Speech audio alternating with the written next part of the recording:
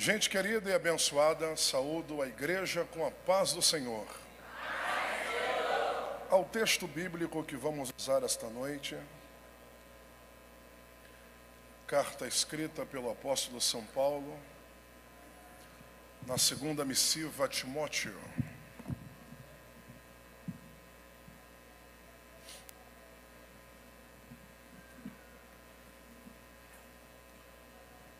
Você disse que está a fim de ouvir a palavra de Deus esta noite, então vamos ao texto. Segundo a Timóteo, capítulo de número 4.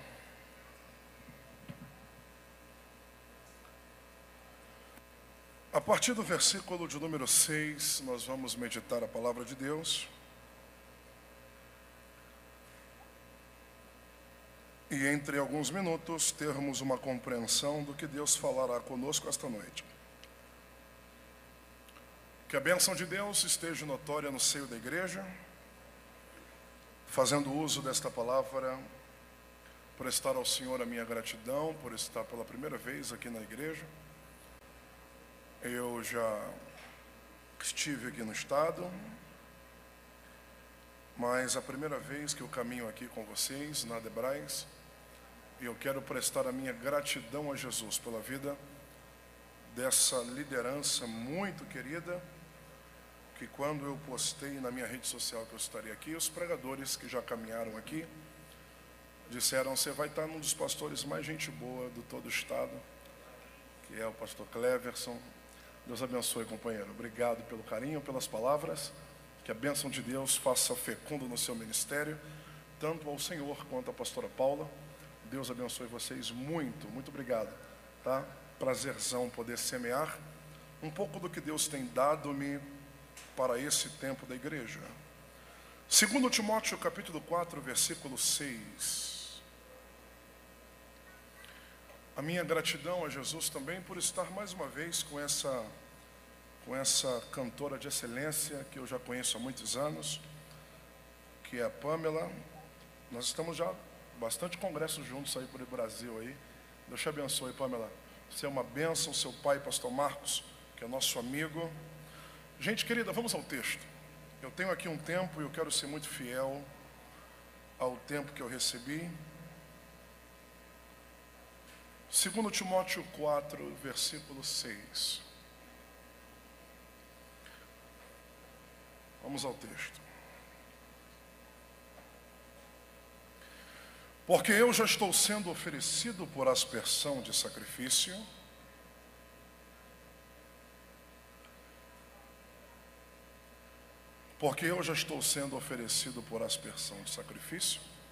e o tempo da minha partida está próximo.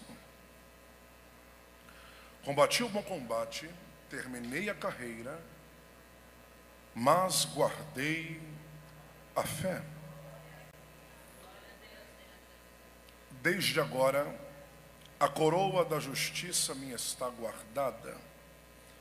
Preste bem atenção, eu vou ser muito fiel ao 8º mês do ano, e já que nós estamos na compreensão soteriológica do mês da salvação, preste atenção no parágrafo 8º para a gente meditar de novo. Desde agora, a coroa da justiça me está guardada, na qual o Senhor, o justo juiz, me dará naquele dia. E não somente a mim, mas a coroa será para todos os que amam a vinda do Senhor. Procura vir ter comigo depressa, Timóteo, porque Demas me abandonou amando o presente século, e Demas foi para Tessalônica. Crescente foi para Galácia, Tito para Dalmácia, só Lucas está comigo. Toma Marcos e traze-o consigo, porque muito me será útil para o ministério. Enviei Tíquico a Éfeso. Quando vieres, traz a minha capa que está em Troade na casa de Carpo. Traga-me também os livros e principalmente Não esqueça dos pergaminhos. Agora, Timóteo, tomeis cuidado com Alexandre, o latoeiro. Alexandre me causou muitos problemas e tu, fique tranquilo, porque o Senhor fará ele pagar segundo suas obras. Ele resistiu muito às nossas pregações. Verso 16 e 17, para fazer contexto. Ninguém esteve comigo na minha primeira defesa. É uma igreja bíblica e eu respeito vocês. Então o prazer de você ouvir uma mensagem é dando atenção à leitura, preste bem atenção. Verso 16. Ninguém esteve comigo na minha primeira defesa. Antes todos me abandonaram. Que isso não seja imputado a você, Timóteo. Mas mediante a todos os abandonos que eu sofri no ministério, verso 17, o Senhor me assistiu. O Senhor me fortaleceu. E o Senhor fez cumprir em minha pregação e para que todos os gentios a ouvissem. E o Senhor me livrou da boca do leão. Vamos lá. E o Senhor me livrou da boca do leão. Faça uso do seu assento, por favor.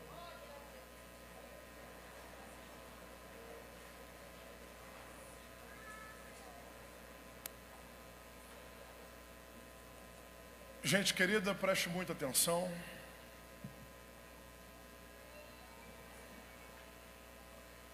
Eu respeito os seus dias de janeiro profético. Hoje se estabelece o 8º dia dessa sequência de cultos. E comumente todo janeiro já se tornou costume da igreja brasileira orarmos sobre os 12 dias sequenciais do ano, representando cada dia o seu mês. Mas vocês estão em 8 dias de culto direto, já teve o culto da virada, e eu sou cônscio do cansaço físico da igreja. Mas eu preciso que você redobre a atenção para você fazer valer a pena, mesmo cansado fisicamente. Você chegou aqui esta noite. Então, se você teve a coragem de vir para um culto de sexta-feira, é porque você está afim de alguma coisa. Então redobre a sua atenção e use a maturidade para não andar e nem conversar. Porque eu garanto a mensagem, só me garanta a atenção. Para que nós não precisemos passar o tempo e ser bem aqui obediente ao nosso pastor. Começando uma narrativa do capítulo 4, era para ser, mas não é um costume da igreja falar sobre os acontecimentos do ano 64, que foi um marco para a igreja primitiva. Era para todos os cristãos que utilizam a Bíblia como seu manual de fé e a teologia bíblica como seu escudo contra os ataques do diabo e toda a apostasia desse tempo. Era para a igreja comer com arroz e feijão o ano 64. 64 foi um ano marcante para a igreja primitiva, porque teve o ano que marcou o chamado na teologia de o período da igreja que passou pelo ataque das mãos de Nero. Nero foi o último rei da dinastia Júlio-Claudiana, Nero foi o último imperador da dinastia Júlio-Claudiana, que era sequencialmente Tibérios, Calígula, Cláudio, Otávio Augustus e Nero. Nero é sobrinho de Calígula, filho de Agripina, e carregou a última e quinta dinastia Júlio-Claudiana de 54 a 68. Partindo da premissa que Nero é de uma linhagem e que ele é filho de Agripina, irmã de Calígula, que também foi o imperador de Roma desse ciclo Júlio-Claudiano. Nero começou o seu império muito bem em uma visão militar, política, e com muitos ideais predominantes para o tempo de 54 em Roma. Só que partindo um tempo de Nero, a história romana diz que Nero cresceu, o caráter extremamente deturpado se revela, e a psicologia trata o caráter de Nero como megalomaníaco. Tratar de pessoas megalomaníacas é um problema, porque todo megalomaníaco se sente grande, sem ser. Nero, ele se acha Deus e nunca recebeu o título de Deus. Ele só carrega a autoridade que o imperador tem sobre a capital. Eu tive por 3 vezes, ainda muito pouco ainda, mas eu tive 3 vezes em Roma, o berço cultural da Itália, social, filosófico, político, e a parte vibrante da Itália é Roma. Então, quem predomina em Roma mexe em toda a estrutura da Itália. Nero resolveu mudar alguns dogmas e costumes originais de Roma, querendo mudar o quadro de Roma, a estética de Roma, e o seu pedido foi negado. E como todo megalomaníaco odeia ouvir não, Nero ficou chateado porque o pedido de mudar as cores de Roma e pintar do seu gosto pessoal não foi aceito. Nero manda tacar fogo nos paredões de Roma. Isso é muito famoso, né? Essa expressão, fogo em Roma, dita por Nero e mandado por Nero. Roma pega fogo durante 9 dias. No 10º dia, Nero é chamado aos tribunais, e a incógnita que se instaura para Nero, nas perguntas que as autoridades de Roma fizeram foi: você, como mandatário de Roma, sabe com clara evidência quem tacou fogo em Roma? E ele, com a cara mais lavada do mundo, disse: eu não fui, mas eu sei quem tacou fogo em Roma. Ora, então se você sabe quem tacou fogo em Roma, diga-nos, porque a sentença para quem tacou não será de prisão, mas será sequência seguida de morte. Paz, meus senhores e senhoras, e preste bem atenção. Nero vai colocar a culpa nos 3.000 cristãos que haviam em Roma, que não fazia mal a uma barata que passava nas ruas. Mas havia 3.000 judeus protestantes que se converteram ao cristianismo, que eles falavam a língua hebraica, Lashon HaKodesh, eles ensinavam todos os preceitos da Torá, entendiam das leis, da Sefer, Hamitzevot, eles falavam o original, mas eles se converteram a Cristo pela sua mensagem e pela sua pregação. Então os judeus convertidos ao cristianismo, que eram 3.000 judeus em Roma, eram protestantes. E havia 3.000 judeus que se converteram pela pregação de Pedro, que partiram para fazer missões em Roma e evangelizar. A doutrina intrínseca da pregação dos judeus, que são nossos irmãos, que criam no mesmo Cristo que nós, eram 2 ideias à luz da teologia. A primeira, o harpatizo no grego, que é o arrebatamento. E o segundo, que é a base substancial para a fé cristã, é a soteriologia, que é o dia 8º da campanha do janeiro profético. Então deixa eu elucidar aqui para vocês o que é o dia da salvação, o mês de agosto, o mês da salvação. A igreja protestante pregava sobre a cultura da soteriologia. E por mais que não eram profundos na teologia, eles pregavam sobre Cristo é o caminho que nos leva à salvação. É claro que se tivéssemos aqui uma oportunidade de pregar sobre soteriologia durante 2 horas, 1 hora, teríamos um enorme prazer, porque soteriologia não é somente Jesus é a salvação. Jesus é a base da soteriologia, mas a soteriologia tem os seus prêmios, tem as suas heranças, tem as suas mensagens. Mas a igreja do ano 64 pregava sobre Jesus é o caminho que nos leva à salvação. E paz, meus senhores, essa mensagem simples e eficaz causou comichões nos ouvidos de Nero. A mensagem, que não tinha muita profundidade, mas veracidade, causou incômodo ao ouvido do imperador de Roma. Porque, querendo ou não, pregar a verdade no ouvido de gente mentirosa sempre vai dar problema. Nero não gostou da mensagem, porque a mensagem não batia no que Roma pregava. A igreja primitiva pregava sobre um caminho, uma verdade e uma vida. É Jesus. Ele é a soteriologia. Sotério no grego, salvação. Então Jesus é o caminho que nos leva para a salvação. A culpa do fogo de Roma caiu na igreja do ano 64. Os primeiros cristãos que caminhavam pregando o evangelho. Pastor Arthur, e cadê o Deus que diz que Paulo diz que é o Deus da justificação? Deixa eu abrir um parêntese para te ensinar em 30 segundos o que é a teologia da justificação. Nem toda vez Deus vai descer na terra para tremer a terra para justificar você. Tem horas que Deus justifica os seus santos na morte de um justo. Eu vou falar bem devagar. A morte de um justo é tristeza no inferno, mas é felicidade na glória. Eu entendo o silêncio, claro, a gente sempre costuma glorificar a Deus no triunfo, na vitória. Só que não se esqueça que no capítulo 4, versículo 20, o próprio Paulo escreveu a Timóteo: deixei o meu obreiro doente dentro de casa. Peraí, pastor, Paulo não tinha o dom da cura? Tinha. Ele não curou um monte de pessoas, até o seu lenço curava. Mas por que ele não curou o obreiro que ele deixou dentro de casa, que participou de toda a Ásia do seu ministério? Porque essa pegada triunfalista na teologia cristã não funciona.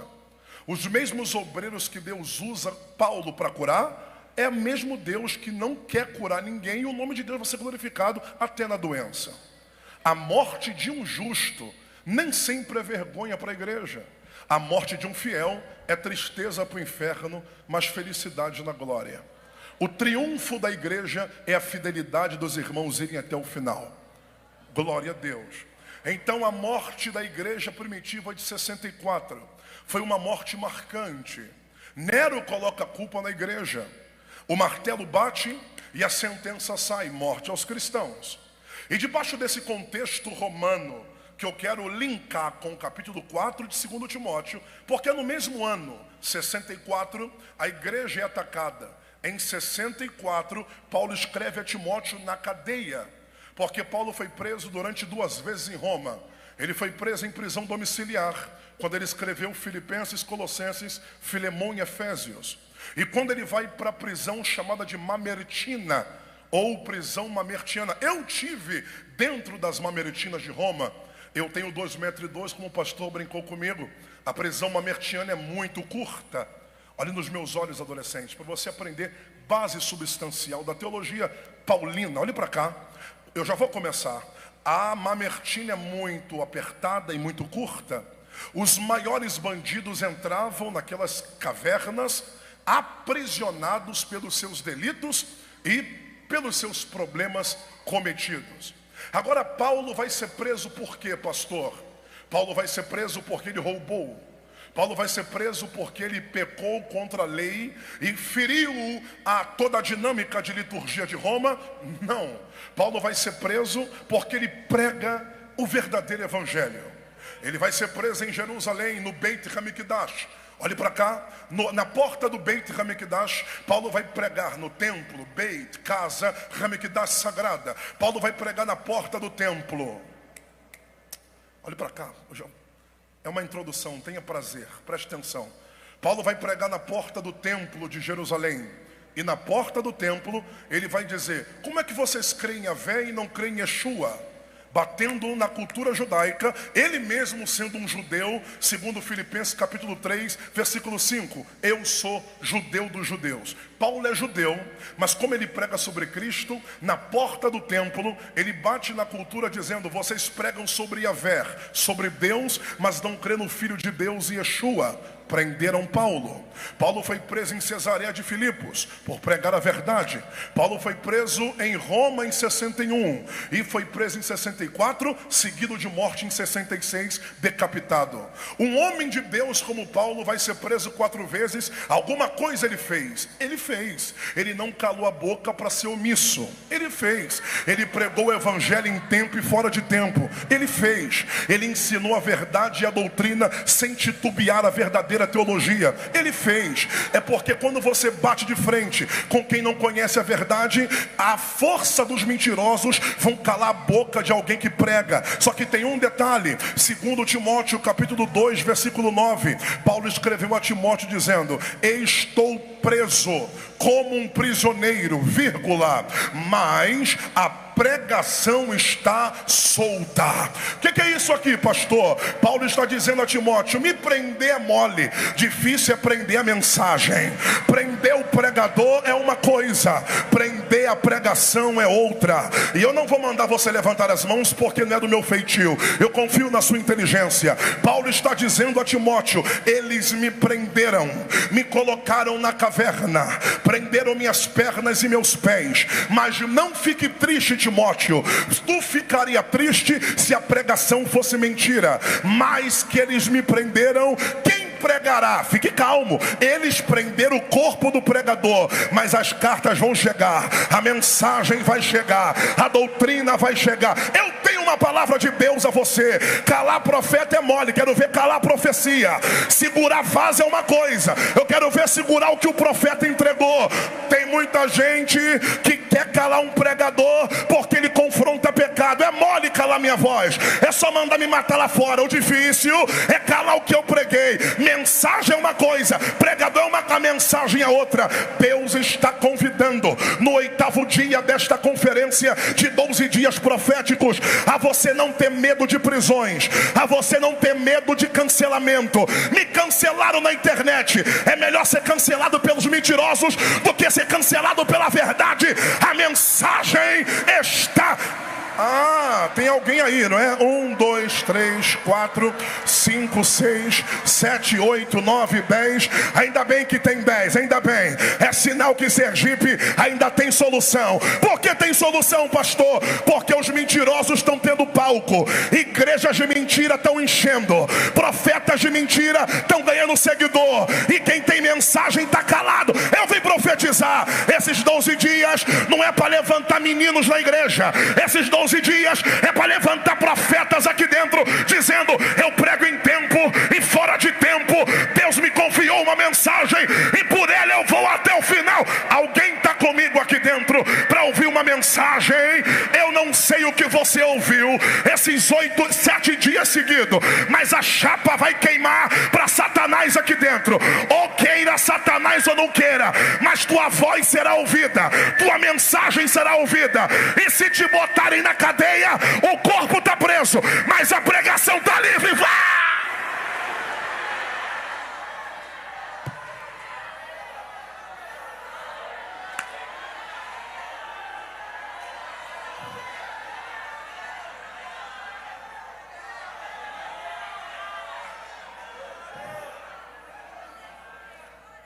Vem cá que eu preciso terminar a introdução para a gente começar. Em 20 minutos eu encerro. Quem está comigo, diga amém. Olhe a paz, meus senhores, e olhe para cá. A igreja primitiva sofrerá grande represália de 64. Pastor, é a mesma musiquinha que são cantadas aí do meu amigo Marcos Salles, lá de Campo Grande, no Rio de Janeiro. A perseguição não parou a igreja. Essa música é boa mesmo. Essa música é bíblica, né? É boa, pode cantar à vontade, não tem erro teológico não. Só que a perseguição não parou a igreja. O Coliseu aí é 69. Quando Vespasiano, que é outra dinastia flaviana, pós a morte de Nero. Nero faz parte da Júlio Claudiana. 69, dinastia flaviana, com Vespasiano, Domiciano e Tito.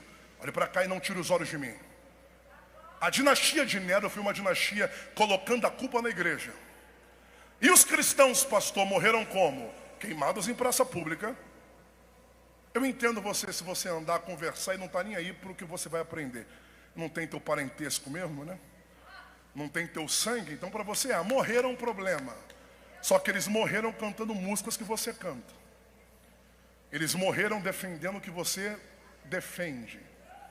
Eles morreram acreditando numa doutrina que você abraça. Cristo é a salvação da igreja. E eu nem falei do harpatizo, que é o arrebatamento.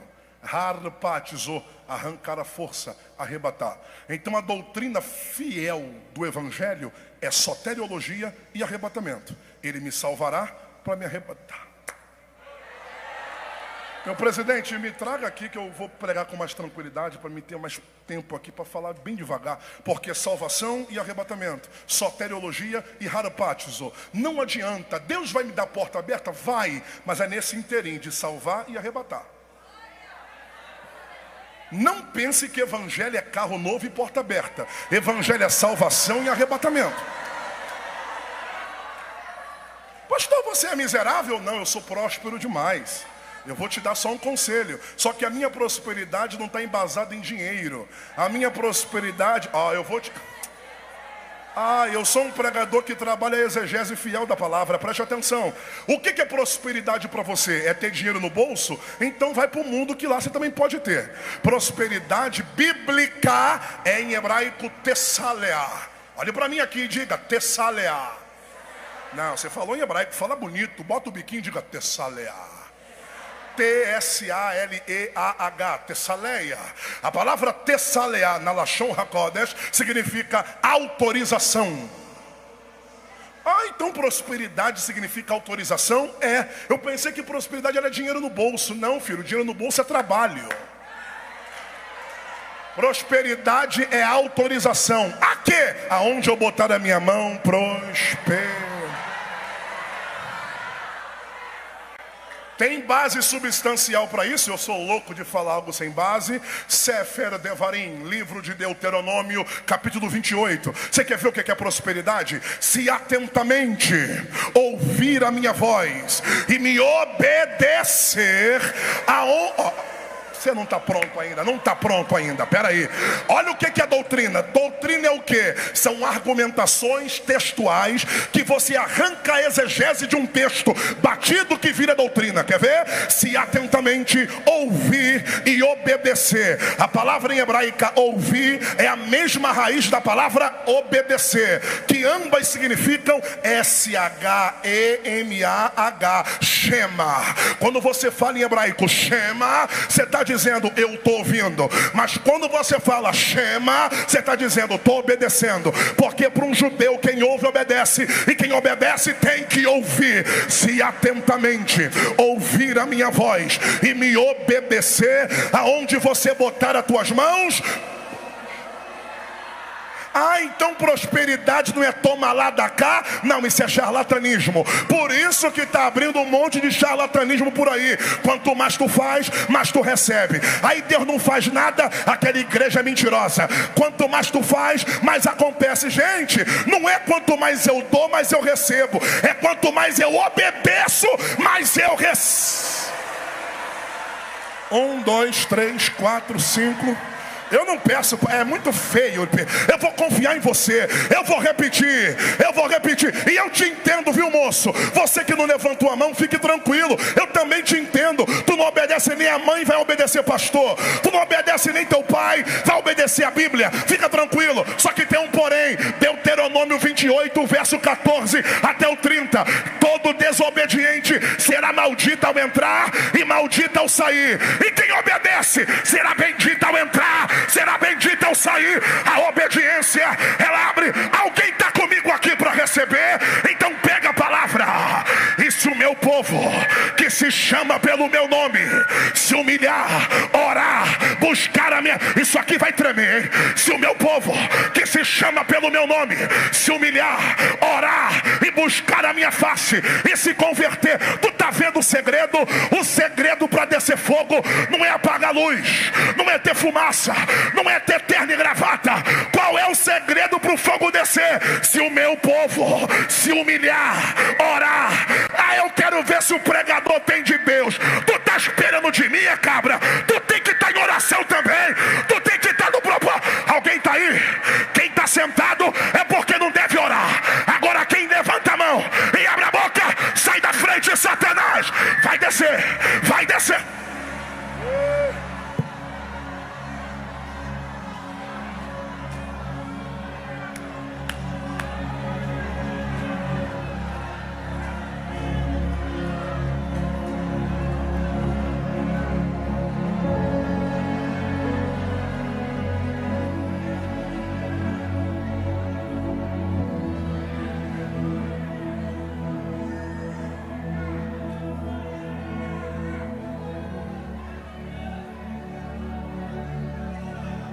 Eu preciso começar a pregar já para terminar. Grite comigo aí, grita: obediência atrai prosperidade.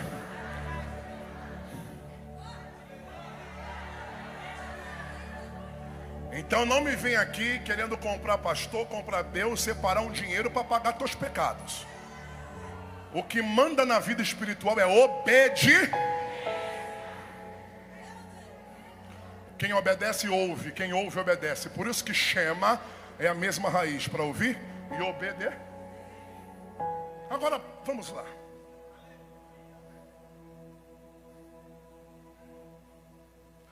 A igreja primitiva, meu Deus, eu estou na primitiva ainda, vamos. A igreja primitiva sofre a retaliação e morre em 64. Nero ficou grande na foto, eu não posso tomar tempo, então olhem para cá. Nero saiu grande na foto, venci a igreja, consegui matar os cristãos. Pedro morreu de cabeça para baixo por não negar o evangelho. E Paulo, por ser judeu e romano e transitar em dupla cidadania, Paulo vai ser preso e não vai ser morto. Pronto, pastor Nero venceu. Em 64 ele conseguiu vencer mesmo. Mas como que eu queria que Nero tivesse sentado aqui nessa cadeira vaga, que eu queria responder para ele. Responder o quê? Que não é matando evangélico que mata evangelho. Não, isso aqui não é frase de efeito, isso aqui é doutrina, vou repetir. Eu queria que Nero tivesse aqui porque eu queria responder para ele. Você está rindo de quê? Você está dando risada de quê, Nero? Venceu a igreja? Não, você matou 3.000 crentes. Mas se eu não matar os 3.000, eu não mato a igreja? Não, porque a igreja não nasceu dos 3.000. Foi os 3.000 que nasceu da igreja. Como é que é, pastor? Não é matando evangélico que mata evangelho. Não é matando cristão que mata cristianismo. Por que não? Porque a igreja não nasceu no shopping. A igreja não nasceu na praia para morrer. A igreja não veio de Karl Marx, não veio de filósofos, não veio de mentes Não, a igreja nasceu no Calvário. E eu vou te dar um conselho para ver quem é igreja ou não. Se nem a cruz, nem o Calvário e nem as portas matou Jesus, quem é Nero para parar a igreja? Pastor, e aonde nasceu a igreja? Está João, no capítulo 19, gritando. E está Jesus de braço aberto na cruz. E ele pediu água. Quero água! E um soldado extremamente maldoso disse: claro, você quer água? Pegou uma esponja. Meu presidente, ele pega uma esponja, molha a esponja no vinagre. E a Bíblia diz que era vinho misturado com fel. Vinho com fel, vinagre. Fale comigo, vinho velho. Bem baixinho o teclado para mim. Fale comigo, vinho velho. Não, isso aqui é uma exposição. Fale com gosto. Diga, vinho velho. Pastor, está no texto vinho velho não, hein? Tá, qualquer tradução que você quiser. Aqui está vinagre. Mesma coisa. Ele pegou o vinagre, pegou a esponja, molhou a esponja no vinagre e disse: toma, mestre dos judeus, beba. Quando Jesus foi provar, o texto diz: e provando-o, cuspiu. Ora, quem tem sede não cospe, quem tem sede? Por que Jesus gritou querendo água, mas cuspiu o que deram para ele? É porque vinho, vinagre é ácido. E acidez estanca feridas.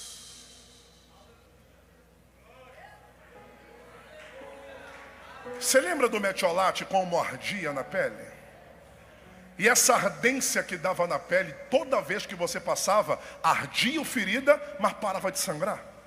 Por quê? Porque metiolate dói, mas sara. A acidez tocando na ferida estanca machucado. Que bom, meu pai, que o senhor não bebeu aquela água. Por que não? Porque segundo a aromatologia, o sangue armateou, estudo sobre o pecado. Segundo a aromatologia, o sangue tem que ser espargido no altar para a remissão de pecados. O diabo sabia o que aconteceria ali. O que aconteceria? Ele tem que beber. Porque se ele bota vinagre para dentro, ferida estanca. E se estancar, sangramento para. E sem sangue, sem perdão. E sem perdão, sem salvação. E sem salvação, sem Adebrais. Se sem Adebrais, sem igreja. E aonde tu estaria 9h15 da noite? Mas ainda bem que ele provou, cuspiu e disse: bota esse vinagre para lá. Eu morro de sede, mas meu sangue vai ser espargido na cruz do Calvário. O acesso da salvação está liberado. Está liberado. Como é que é? Você não vai beber? Eu não vou beber. E no mais, hein? E no mais, hein? E no mais. Sabe qual é o bacana? Quando precisaram de mim, eu transformei água em vinho novo. E sabe qual é o legal? Quando eu preciso de vocês, vocês me dão vinho velho. Chega de hipocrisia. Quando é pra mim, eu só dou coisa nova. Mas quando é pra tu, tu só dá coisa velha. É hora do nível da minha entrega ser o nível da minha intimidade. Quem quer muito, entrega muito. Quem quer novo, entrega novo. Quem não tem nada, não entrega nada. Chega de pedir coisa nova e só dá coisa velha.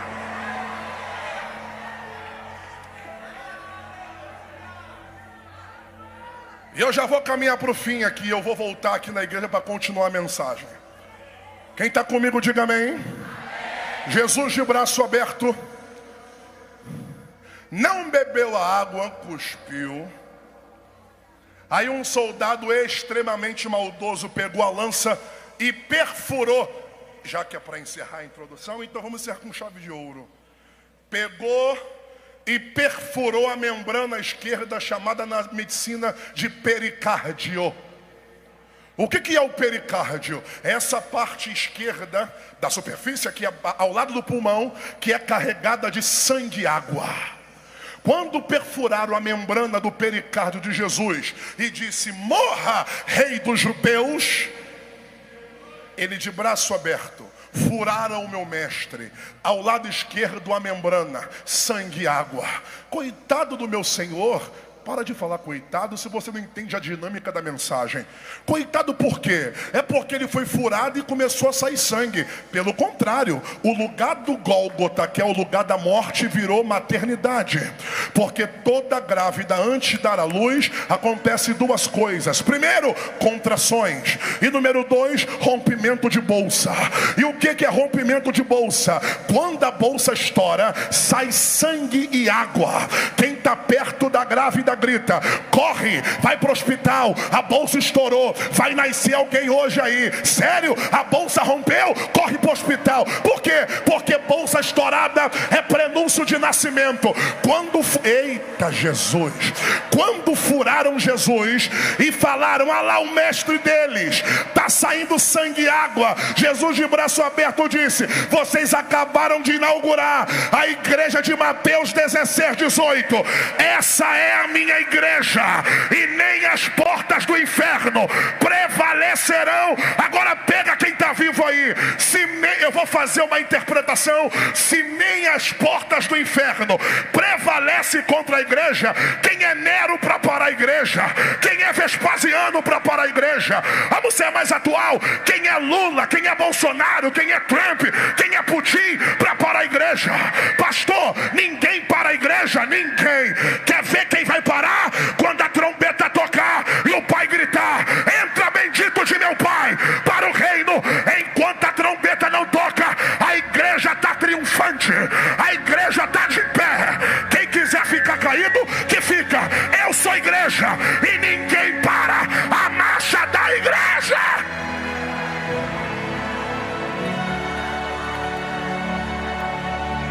Levante a mão aí, Adebrais. Levante a tua mão.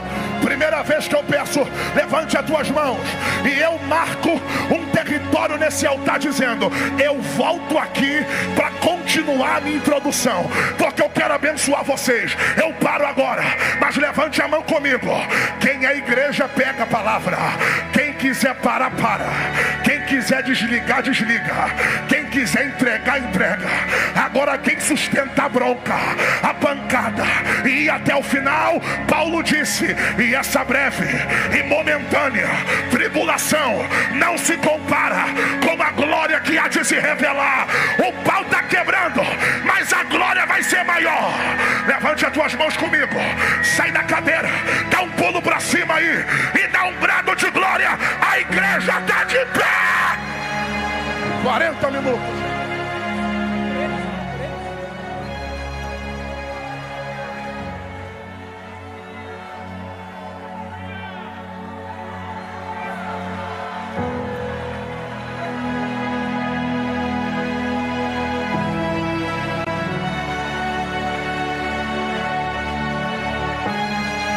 Batizado em línguas, levante a mão e ore em línguas estranhas aí.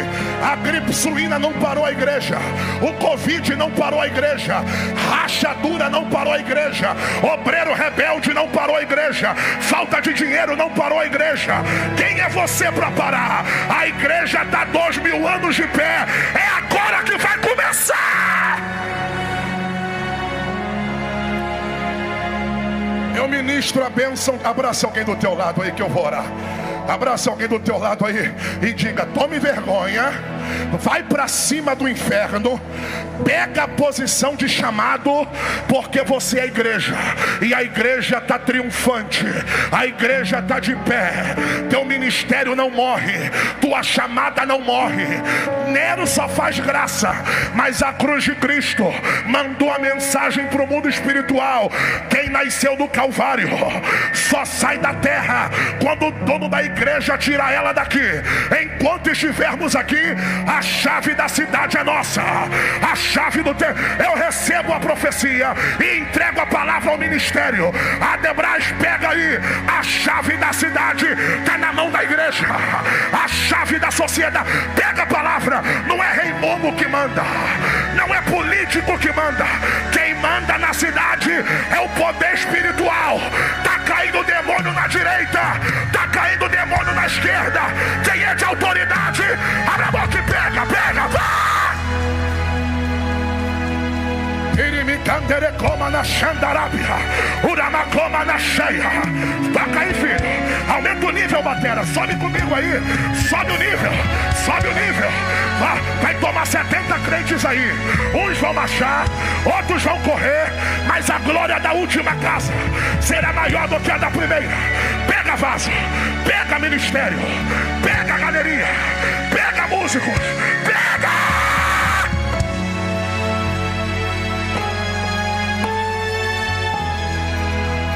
Eu ministro a bênção.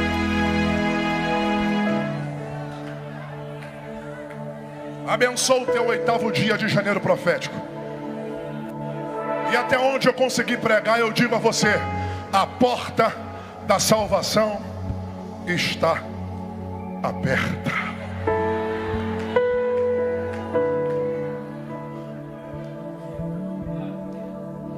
Eu passo ao ministério ao meu pastor, a quem de direito, mas são 9h20. 1 minuto que eu te dou agora, para você que não é crente ou está afastado. Aproveita que eu estou debaixo de óleo aqui. Sai do teu lugar em 1 minuto e vem aqui me dar um abraço, porque hoje a salvação está aberta. Elodio remakanda lamacheia, premarabacala baixanda.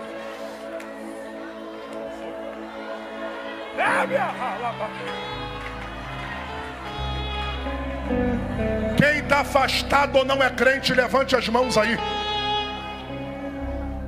Eu só tenho 40 segundos. Levante as mãos quem está afastado ou não é crente. Rápido, rápido. Ali atrás, meu jovem. Rápido, rápido, levanta as mãos.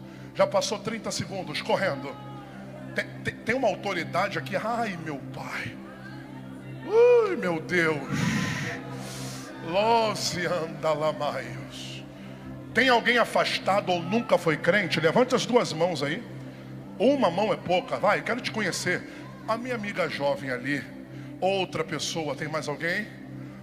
Minha amiga, você podia ter vindo no 1º e no 7º, você veio hoje aqui. E já que você bateu de frente comigo, deixa eu profetizar para você: a porta da salvação está aberta.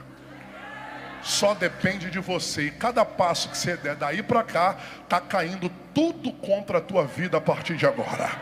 Deus vai salvar tudo que é teu nome e sobrenome. Mas se você quiser voltar para a casa do Pai, volta. Porque hoje é o dia da salvação. As portas se abriram da salvação aqui.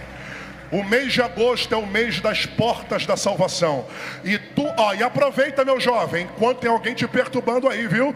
Porque vai ter um dia que você vai querer e não vai ter ninguém para mandar você vir. Pastor, mas não é minha hora. Se não fosse tua hora, nem tu estaria aqui. Já que tu conseguiu chegar, é hoje o dia que teu pai te pega aqui dentro. Vem aqui me dar um abraço, rapaz. Deus quer te pegar e tu será uma bomba na mão de Deus. Quem está querendo? Alguém aqui precisa ter Cristo como suficiente Salvador. Levante as tuas mãos e sai do teu lugar agora, vem.